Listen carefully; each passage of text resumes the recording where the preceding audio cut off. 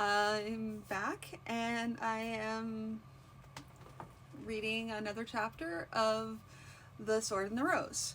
So for those of you just tuning in, I've been reading one of my dad's manuscripts.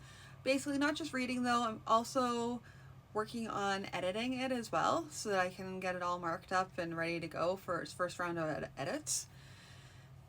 And you get a chance to read it, I get a chance to read it. We're all winners here. So this is chapter 20 of chapter 26. So just so you're aware, for those of you watching this live right now, that means that I'm going to be ending off in the middle of next week. I'm going to take the rest of that week off. So next week, not this week. This week I'm full on. But it's a short week if you're in Canada. That's why I wasn't here on Tuesday or on Monday. Today is Tuesday. Right.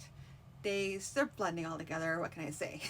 Anyway, so tonight I'll be reading chapter 20 straight on through to the end of the week. Then I'll be wrapping up on 26. So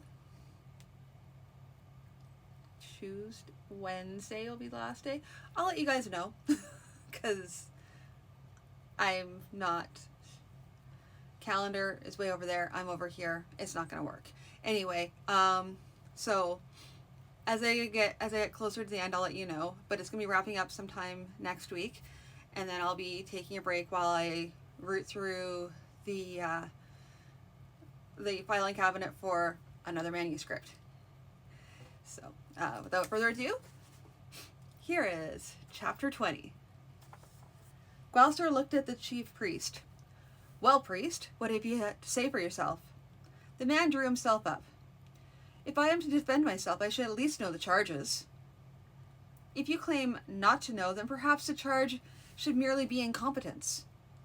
But the chief priest was not to be easily disconcerted. "Or perhaps it merely means that I cannot read your mind, my lord." Gloucester took up a piece of paper from the table in front of him. "One should not use fanatics in enterprises requiring confidentiality.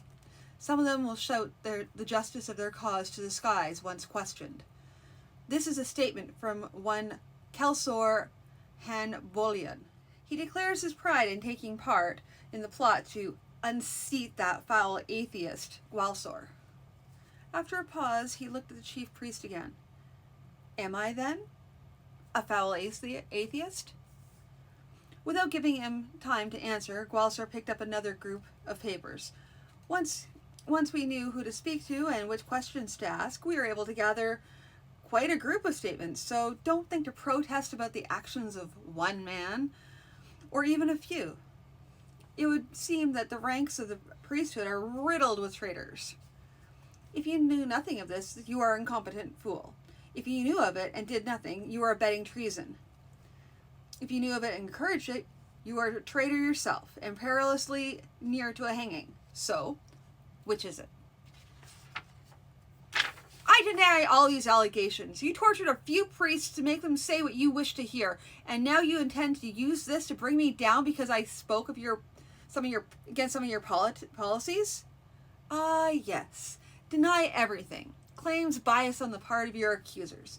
Well, chief priest, I called you here to see what answer you would make to these charges.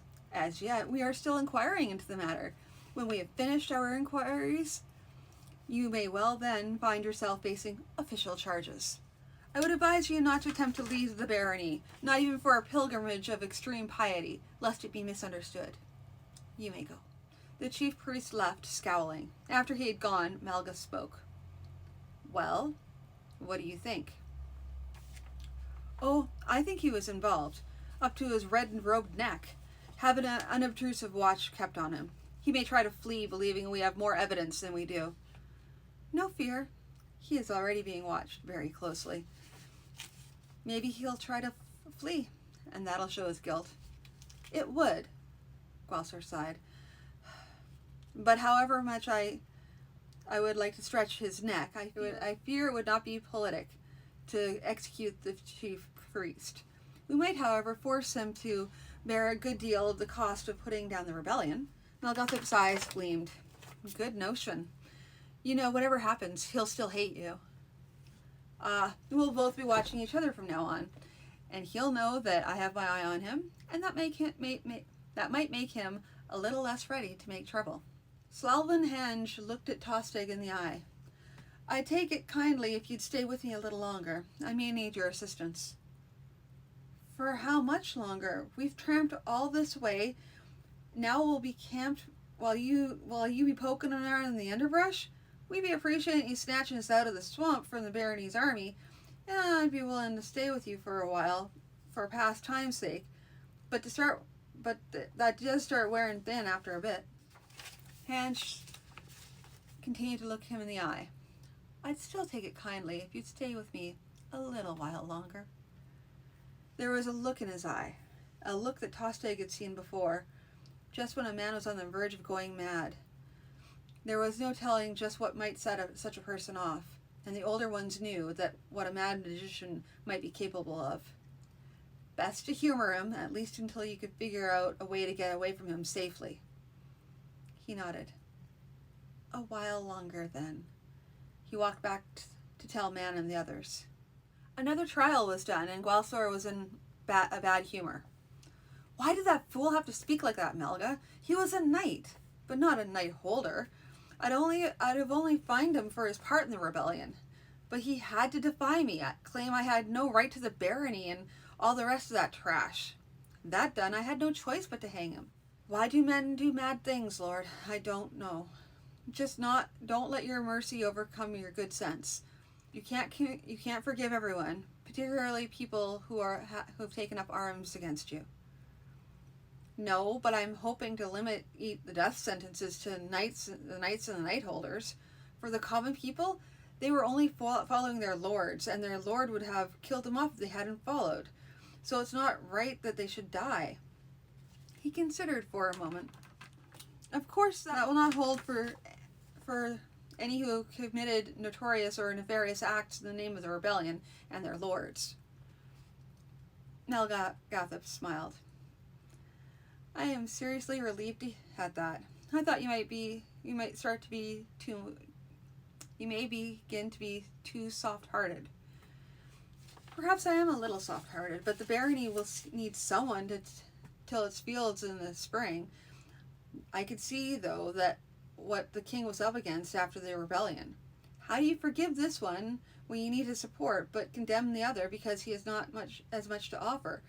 And you must be seen as ready to mete out punishment. You forgive some knight holders, then? Those whom I can find a reason to spare, I will spare. Marchian is dead, though, and there must be someone to set an example. And I do not mean some young fool whose bad sense to speak out when being quiet would have been better. 2 days later, Hor Narnatigan was brought in. He'd been found hiding in a barn, attempting to make his way to his holding. He went into prison to wait his trial. On the same day, news came from Dar Osinian that Kindle Dar Esric and Fasik Dar Lithual had crossed into Warwick's territory, and that he thought it was best not to carry the pursuit further. Ah, said Forwraith, Dar Eswic's a third cousin to Warwick, so he may well be able to get shelter there, if for only the fact that it'll anger you, Lord. It does, but not to the point that I'll do anything foolish about it. I will have to send him the usual demand that he turn over the fugitives, but I doubt anything will come of it. Slowly affairs returned to normal in the Grandel barony. Hodor Dar Carolono and Nantis Dar Yanil arrived at the castle 2 days after the fighting was done. They and their troops were put to work stamping out the embers of the rebellion. Someone had to occupy Dar Hurlevant's hold, for instance, and send his knights back for a possible trial, and at the very least renew their oaths to Gwalstor. They must also deal similarly with the holds of Dar Hendav, Dar Lithwal, Dar Eswick, and Dar Natagon. We'll be needing to put these people in their places, Lord. Foray said. Yes, we will. Darharelevant had no sons, nor near relations who might be given the holding, and in any case I would be leery of giving it to a man who might nourish anger in his heart over the death of his relative. We'll have to find a knight, one who owes more to us than any other, to put in there. He might perhaps even marry Haywin to ensure his right, though I hesitate to force such a fate on a man who has done nothing to me. Dar Nadagon has a son, Raffle, but he is a mere 3 summers old, my lord. What will you do there? Suppose we put an older man there as the guardian on the boy's behalf until he comes of age. So long as the boy don't grow up to feel he must avenge his father. If his education is handled right, he oughtn't to. But what do we do about Kerfal Dar Oswick and Metinian Dar Nenthal? We were never sure of them, and now they send messages regretting their tardiness and asking if they should still send troops. Forath let out a snort. I'd wager they sent messages to Darharelevant telling him as they bent ready to march, and they be letting them know as soon as they might. Even if they even said that much, like as not they put him off by not making any decisions, waiting to see which way they ought to jump. Suppose we put their services in terms of 10 pounds of silver each, in lieu of military aid. We need the money to rebuild. Worse than we need another few troops of horse to feed here. They'll be at that cross for it, Lord. But Foray's smile showed as he was not displeased at all with the notion. I suppose so, said Gwalsar with a smile. But we'll note in our request that the money is necessary for rebuilding, for investigating the revolt, and for punishment for all who had a hand in it. I suspect we'll see the money very shortly. Just so, my lord. Foray's smile was grim. The chief priest was caught at the castle gates, dressed as a wandering tinker. He appeared before Gwalsar unrepentant and dignified as he could manage, given that he was not allowed to change clothing beforehand. Have you changed trades, then? Don't mock me, young man. You're right, and I apologize. But you will recall that I had asked you to remain within the castle until the investigation of the role of the priests in the late rebellion was completed. My duties require me to travel occasionally. I do not deny that. However, I cannot suspect the nature of these duties when you find it necessary to disguise yourself before leaving. I could not have gone through the gate otherwise. You had forbidden me to leave, you recall.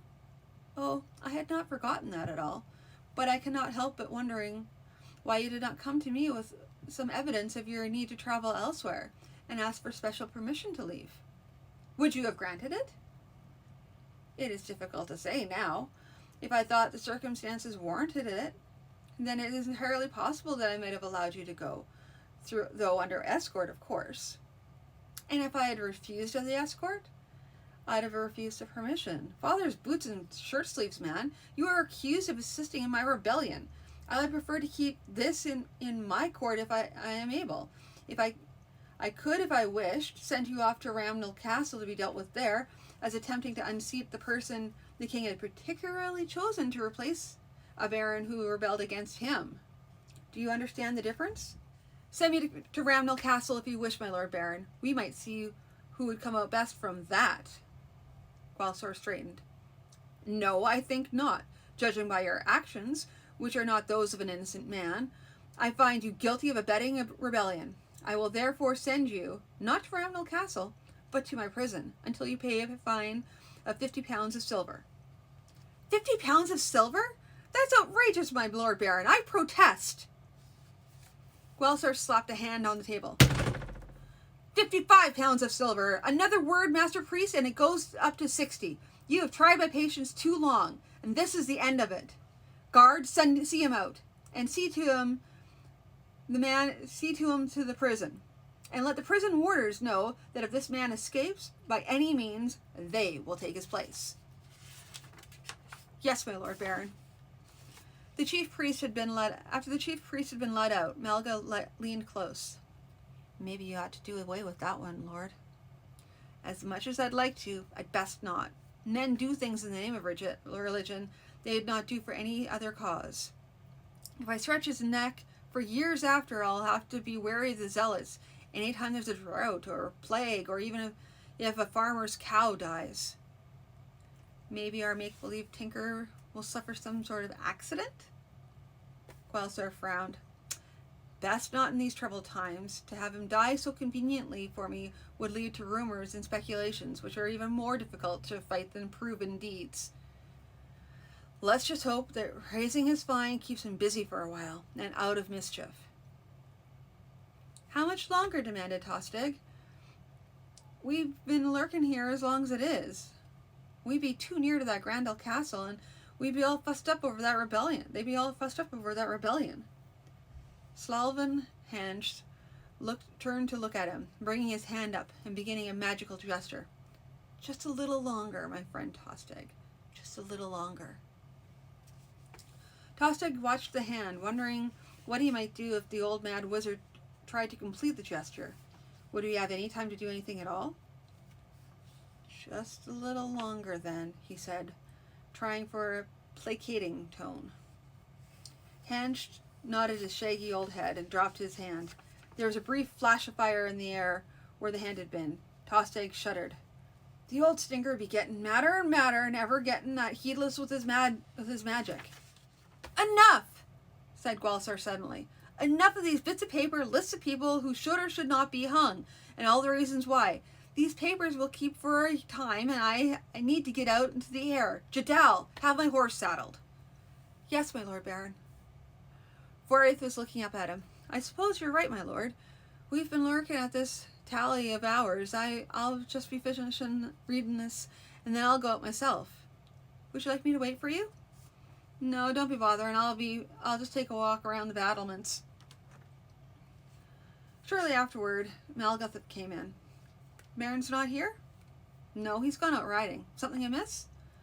Not sure, but there's a whiff of magic around. Magic I like not at all. Forsyth stood. You'll be wanting to go find the Baron? Malgathip nodded. I think yes. Until I'm more sure of what's happening, I want to be with the Baron. I'll go with you. Do what you wish. Malgathip was clearly preoccupied. Gwalstar rode through the woods, no goal in mind save to forget for a little while the cares and troubles of the barony. Jadal rode behind, enjoying the day himself. This was better than sitting around waiting for his master to need him for something. Something caught Gwalstar's eye. For a moment, he was certain that the captain had seen a black dragon. Then the large form slipped away. No one in living memory had ever seen a live dragon, though they were depicted on the hangings and tapestries in the castle. Many had said that they only existed in old stories, but some insisted that they had once roamed the land, and that they had existed even now in some far-off lands. He turned to Phallus to go after this beast, and caught another glimpse of something dark moving away.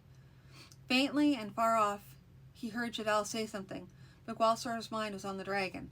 On he rode, losing sight of it among the trees, now catching another glimpse of black to draw him on. And that's all of the story for tonight.